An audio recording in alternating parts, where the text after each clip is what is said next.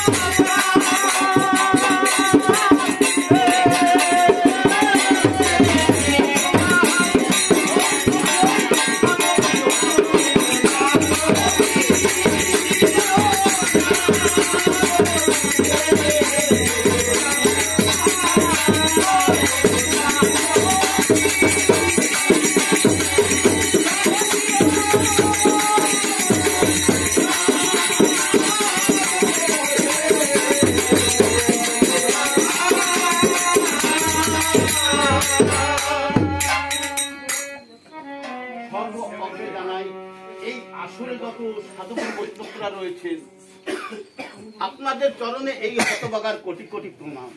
দেখুন, এই যে বাল্মীকি রচিত মহাকাব্য রামায়ণ কীর্তন, এই কীর্তন করা বিশেষ করে আমার মতন অধ্যয়ের পক্ষে মোটেই সম্ভব না। কেননা এই কীর্তন করতে হলে লেখাপড়া জানা বিশেষ প্রয়োজন। যে লেখাপড়া জানে না তার ভাষা জ্ঞান থাকে না। আমি লেখাপড়া জানি না, অতএব আমার ভাষা জ্ঞান নেই।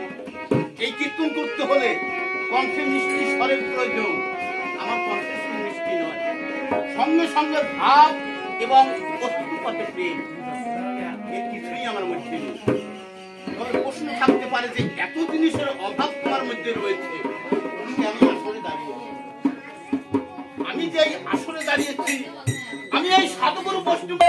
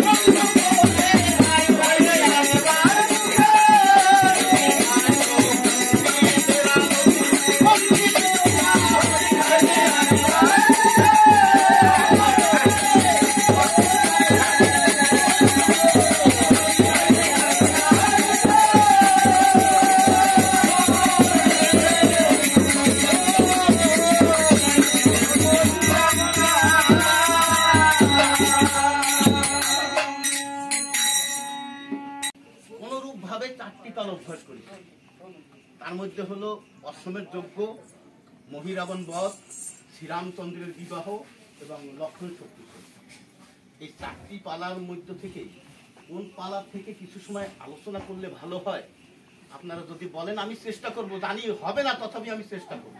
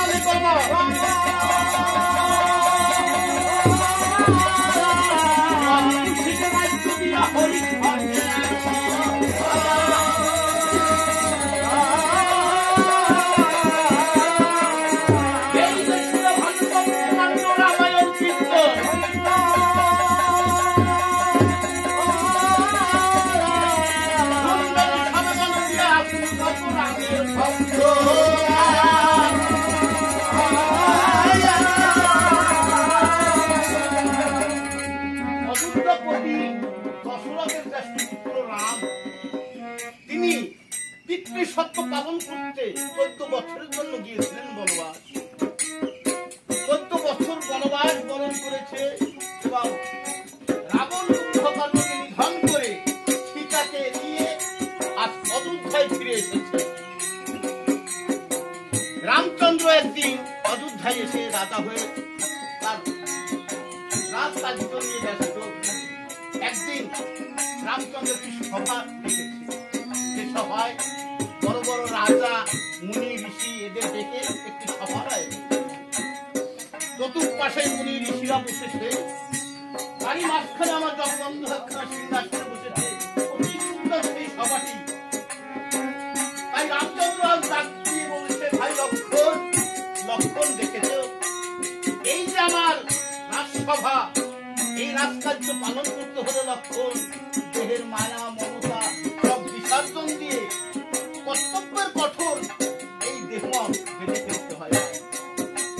এই বলে যখন লক্ষণের দিকে তাকিয়েছে, দেখে লক্ষণের দুই নেত্রজলে তার বক্তব্য দাবিত হচ্ছে।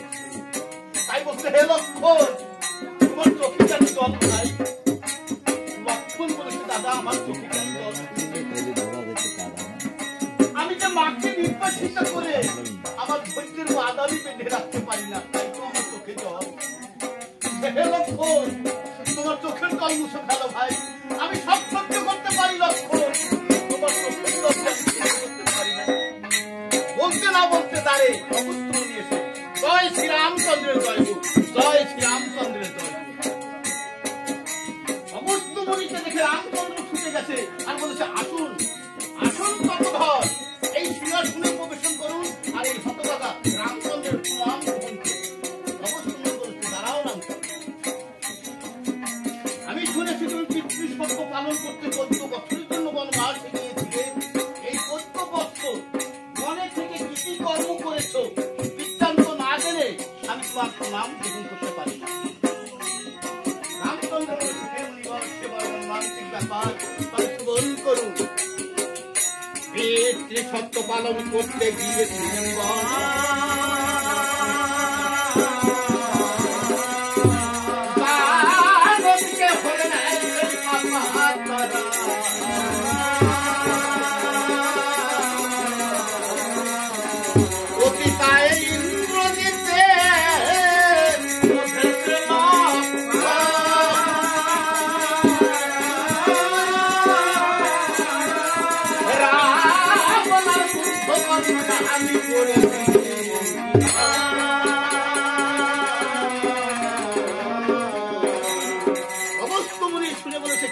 রামচন্দ্র, তুমি রাবণ কুম্ভকর্ণকে নিধন করেছ, তাহলে তোমার নাম গ্রহণ করতে পারলাম না, কেননা তুমি ব্রহ্ম হত্যা পাপে পরিলিপ্ত আছো। রামচন্দ্র করজোড়ে বলেছে, হে উপধর, আমি কেমন করে ব্রহ্ম হত্যা পাপে পরিলিপ্ত হলাম? সে রামচন্দ্র, ওই রাবণকে তুমি চেনো না, তবে শ্রবণ করো। বিশ্বসভা নদীর পুত্র পৌলস্ত্যের মাঝারি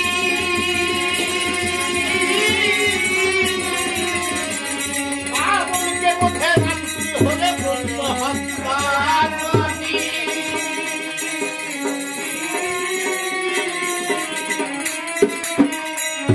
রামচন্দ্র করজোড়ে বলেছে, হে মুনিবর, এই পাপ থেকে আমি পাপ মোচন হয় এমন কি কোনো বিধান আছে?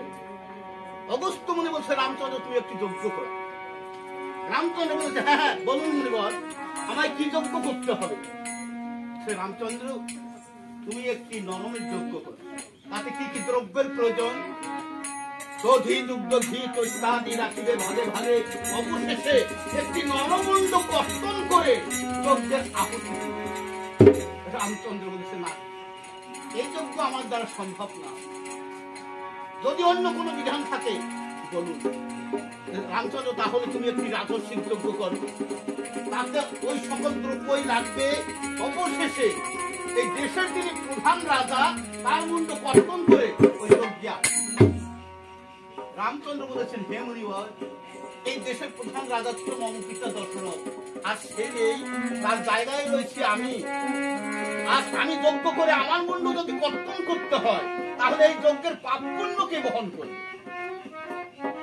তাহলে এই যজ্ঞ তুমি করবে না। অগস্ত্য মুনি এমনি করে 4টি যজ্ঞের কথা বলে। রামচন্দ্র কোনোটাই স্বীকার করছে না। তখন অগস্ত্য মুনি বলছে, আচ্ছা রামচন্দ্র, তাহলে আমি আসি। রামচন্দ্র ছুটে গিয়ে অগস্ত্য মুনির সম্মুখে দাঁড়িয়ে বলেছে, হে মুনিবর, তবে আমার এই পাপ মোচনের কি আর কোনো পথ নেই? অগস্ত্য মুনি কিছু সময় ভেবে বলেছে, আচ্ছা রামচন্দ্র, তাহলে তুমি একটু অশ্বমেধ যজ্ঞ করো। বলার সঙ্গে সঙ্গে রামচন্দ্র বলছে, হ্যাঁ, এই যজ্ঞই আমি করবো, কেননা আমার অশ্বশালায় অনেক কৃপা। অগস্ত্য মুনি বলেছে, না রামচন্দ্র, তোমার অশ্বশালায় যে অশ্ব আছে, ওই অশ্বে এই যজ্ঞ সম্পূর্ণ হবে না, একটি অষ্টম্বরের অশ্বের প্রয়োজন। রামচন্দ্র বলেছে, সেই অশ্ব আমি কোথায় পাবো? সেই অশ্ব পাবে পূর্ব দেশে গ্রাম ভবনে, তোমার ভক্ত হনুমান আছে, তাকে পাঠিয়ে দাও। রামচন্দ্র বলছে, আচ্ছা মুনি ঠাকুর, আর একটা কথা, লক্ষ্মী ছাড়া তো যজ্ঞ সম্পূর্ণ হয় না। আমি যে জানকীকে নির্বাচিত করি। অগস্ত্য মুনি বলেছে, তাকে রামচন্দ্র বললেন, না, তা সম্ভব না।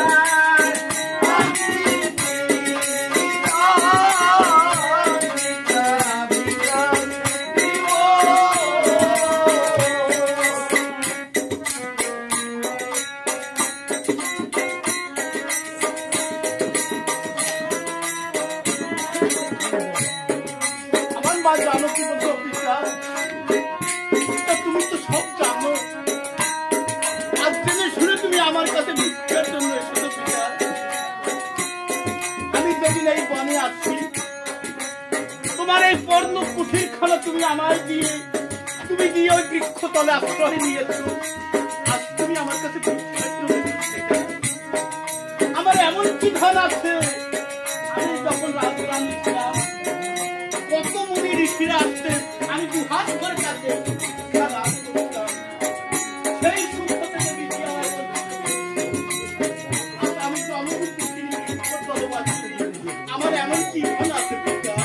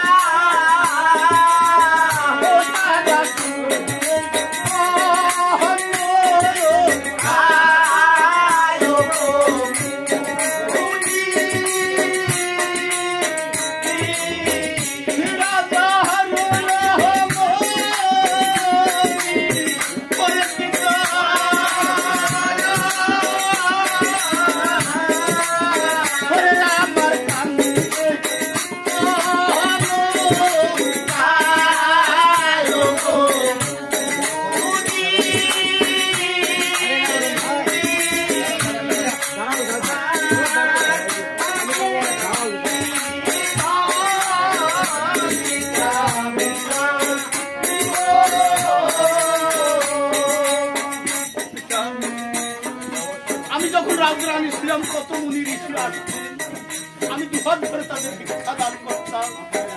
বিধি যে আমায় সেই সুখ হতে আজ বঞ্চিত করেছে।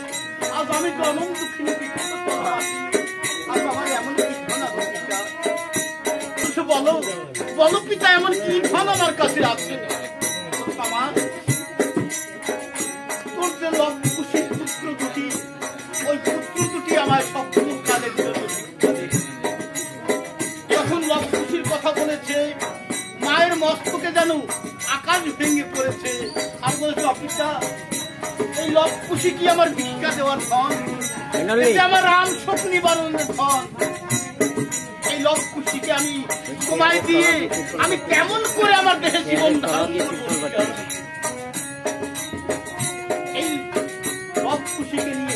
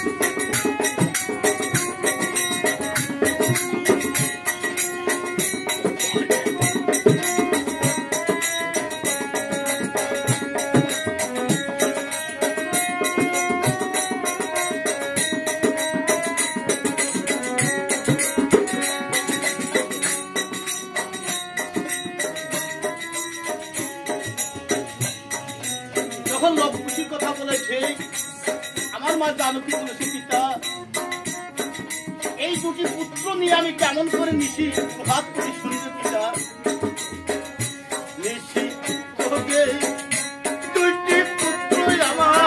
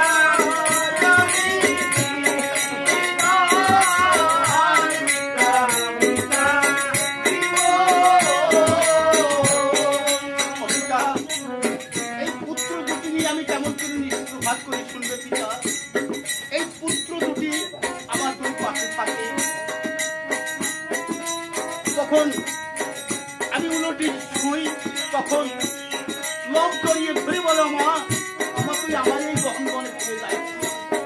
আবার তখন লকের দিকে ফিরি, কুশি জড়িয়ে ধরে বলো, মা তুই আমার এই গহন বনে ফিরে যাই। এই করে আমি এই নিষিদ্ধ ভাত করি পিতা। এই লক্ষ্মীকে আমি তোমায় দিয়ে আমি কেমন করে আমার দেহে জীবন ধারণ করবো পিতা? মহামণি বাল্মীকি দেখে কল্পনা, মা যেভাবে কান্না আরম্ভ করেছে, এইভাবে যদি মায়ের চোখের জল আমার তখন মনে পড়ে, আমার তখন অন্তর থাকবে না। আমার ভিক্ষায় প্রয়োজন নেই। এই বলে মহামণি ধীরে ধীরে তার আশ্রমের দিকে যাত্রা করেছে। এদিকে লক্ষ্মী বনমাঝে খেলা খেলে কুঠিরের দিকে আসছে। পথেই মহামণি বাল্মীকির সঙ্গে দেখে। দাদু, হ্যাঁ কোথায় গিয়েছিলে? আরে ভাই, গিয়েছিলাম মায়ের কাছে। কি জন্য বলে আবার কি হবে? স্বর্গ থেকে একটা নিমন্ত্রণ পত্র এসেছে, সেখানে খুব ভালো মন্দ খেতে দেবে। আমি ভেবেছিলাম তোদের দু ভাইকে নিয়ে যাব, কিন্তু মা কিছুতেই রাজি হল। হ্যাঁ হ্যাঁ, কেমন করে যাবো? আমি মাকে অনেক না যায়, পালিয়ে যেতে পারবে? তাহলে তোমরা দু ভাই আগে মায়ের কাছে জিজ্ঞাসা করে দেবে।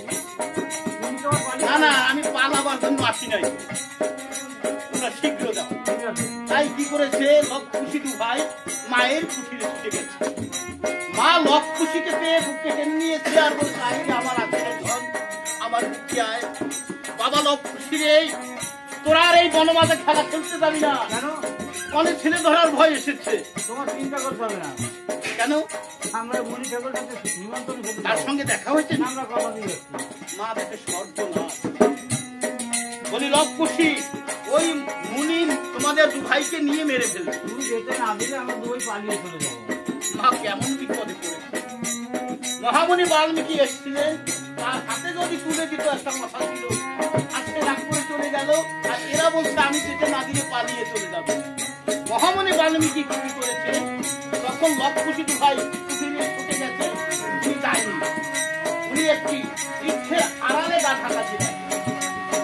যখনই মা ওই কথাটা বলেছে, অমনি সম্মুখে এসে দাঁড়িয়ে বলছে, মা মাত্র কোনো ভয় নেই, এই তো তোর পুত্র এই বনমাঝে খেলা খেলে এলো, এই খেলাটুকু আমার তপবনে খেলবে, সন্ধ্যা হতেই তোর পুত্র তোর কাছে আসবে।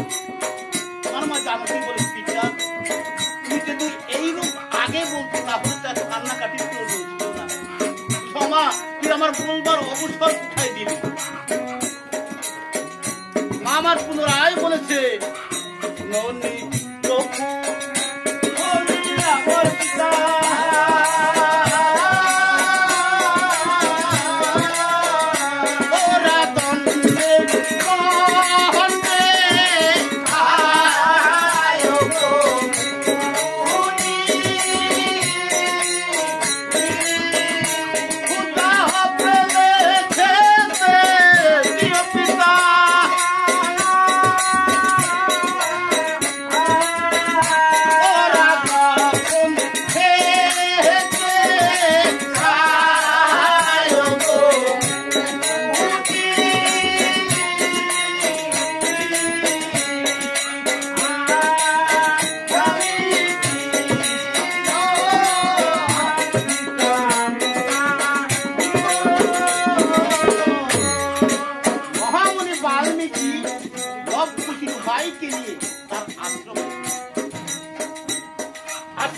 এসে লবকুশি ভাইকে জিজ্ঞাসা করে, বলি লবকুশি তোমরা কি গুরু মন্ত্র নিয়েছো?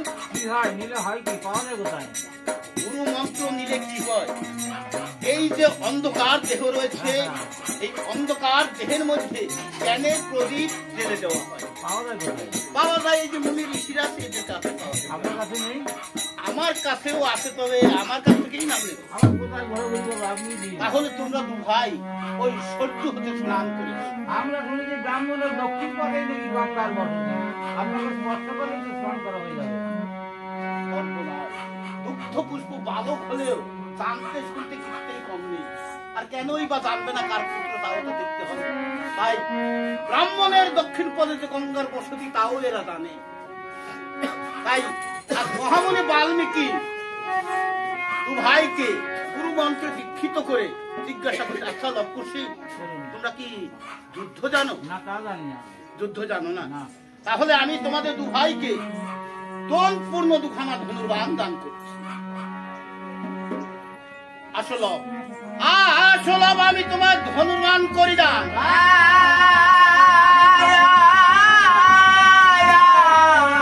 14 বছর মারিলেও পুরাবে না খুনের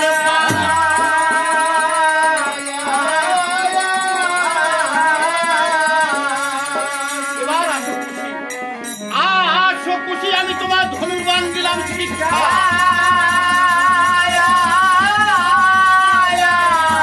ব্রহ্মা বিষ্ণু মহেশ্বরা ছিল তোমার হাতে, কারো নাই।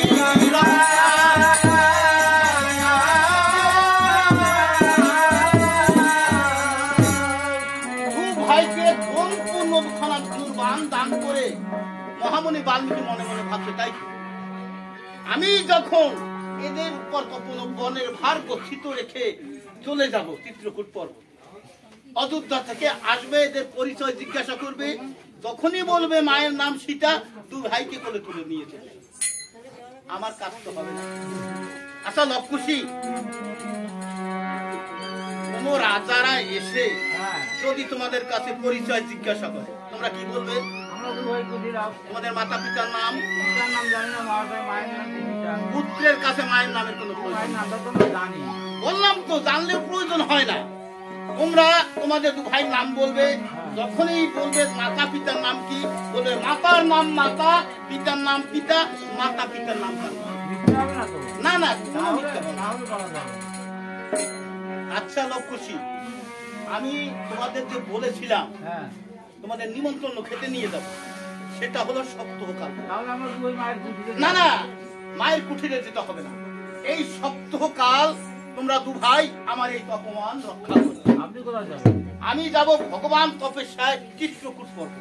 আপনি আমাদের দুই ভাইয়ের জন্য কারখানা ভগবান। হ্যাঁ হ্যাঁ, আমি তোমাদের দু ভাইয়ের জন্য চাইখানা ভগবান পাঠাবো, তোমরা সেই ভগবান নিয়ে মনের আনন্দে খেলা করবে। তবে আমি আসি। আজ মহামনে বাল্মীকি লবকুশির উপর তপবনের ভার গচ্ছিত রেখে তিনি চলেছেন সেই চিত্রকূট পর্বতে। এদিকে দু ভাই সম্পূর্ণ ধনুর্বান পেয়ে মনের আনন্দে খেলা খেলছে, আর এদিকে শ্রীরামচন্দ্র যজ্ঞের যে অশ্বটি, সেই অশ্বটিও ঘুরতে ঘুরতে গিয়ে ওই তপবনে। তাই খুশি দেখে ডাক দিয়ে লব দাদাকে বলেছে, দাদা দেখো মনে হয় একটি অশ্ব, ওই অশ্ব আমায় ধরে যাও। আরে দেখো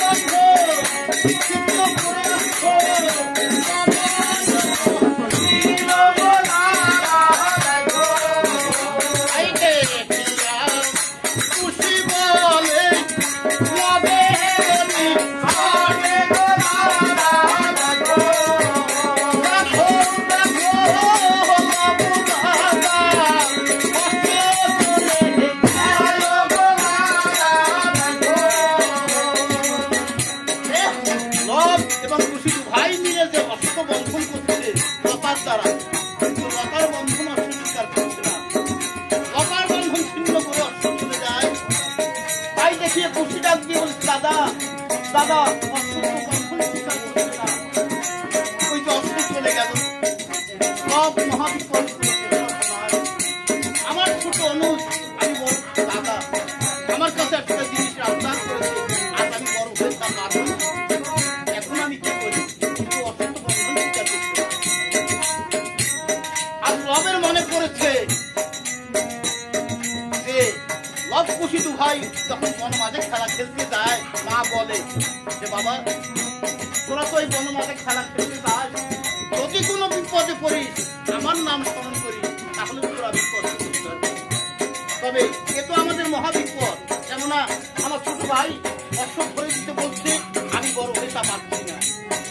তাই লব কি করেছে, ছুটে গিয়ে অশ্বর নিকটে বলতে আরম্ভ করেছে, শোনো শোনো আমি বলি পাবো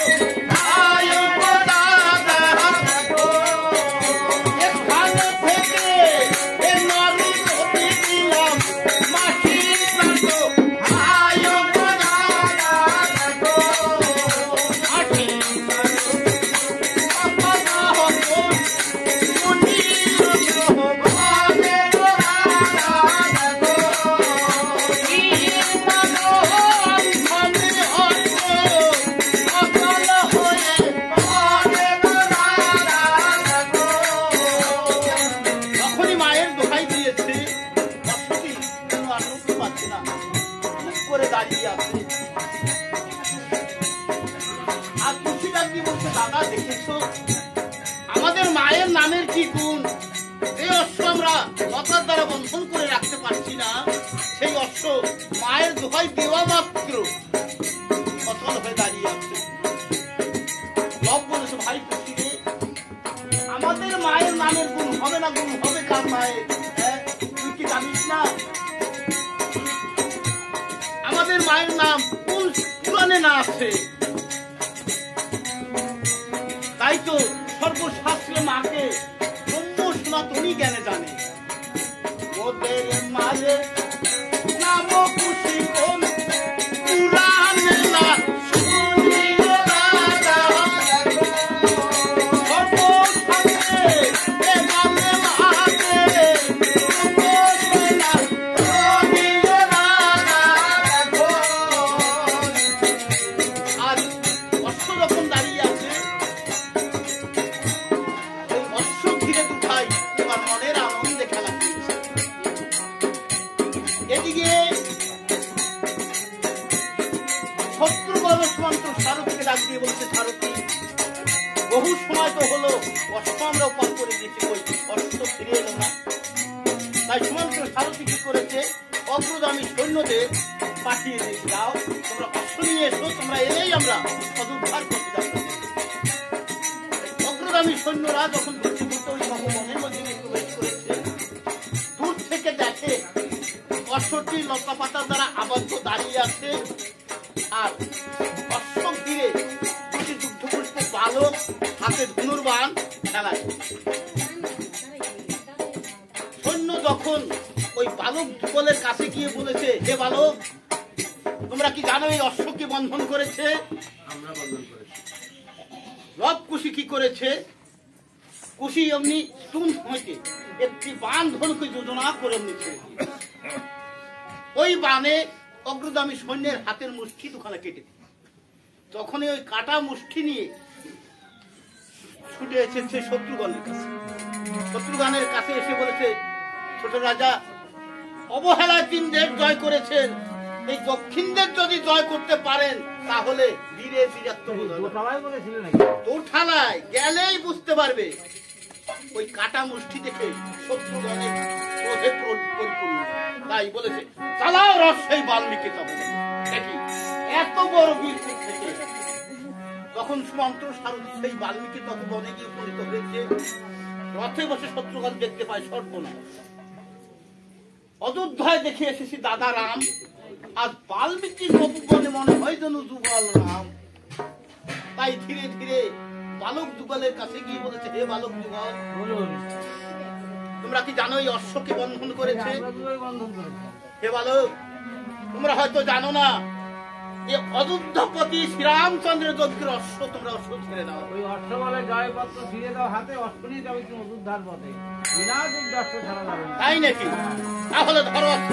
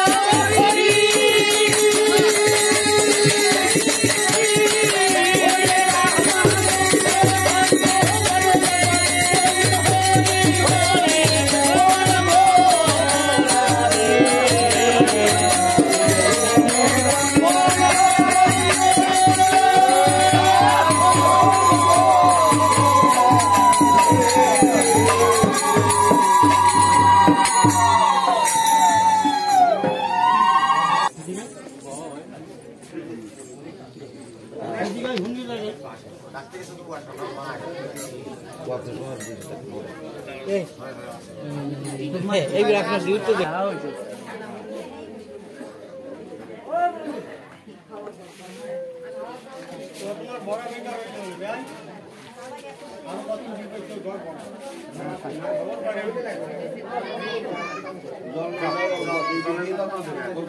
দাঁড়াইছে